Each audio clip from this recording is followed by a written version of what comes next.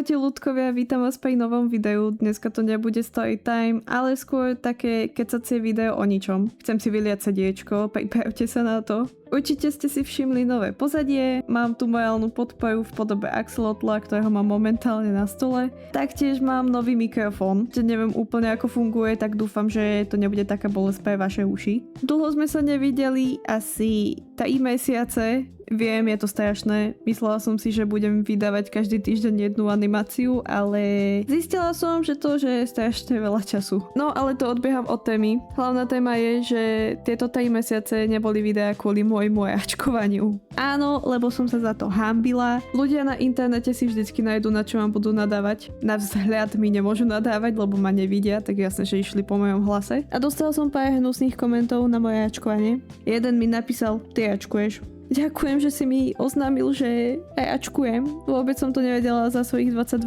rokov som si to vôbec nevšimla. Ešte som dostala otázku od Lenky: ty nevieš povedať, smejúci sa smajlík.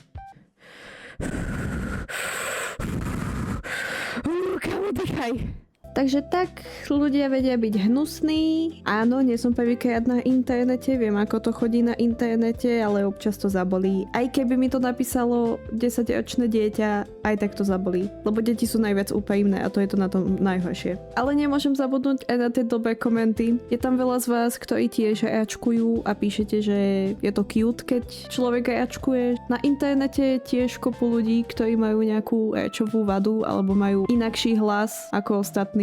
Napríklad keď má muž tenší hlas ako Kubo Lužina, alebo je tu Bača, ktorý tiež račkuje. Je to nejaká motivácia neprestať natáčať videá kvôli takýmto ľuďom. Pripomínajú mi, že sa aj s tenším hlasom alebo zajačkovaním dá niečo dosiahnuť. To je odkaz pre vás všetkých, hlavne pre tých menších, čo možno zažívajú šikanu na škole kvôli račkovaniu. Že nie ste v tom sami. Občas sa to račkovanie dá naučiť, niekedy nie. Ja som ten prípad, ktorý sa to nenaučil a existuje.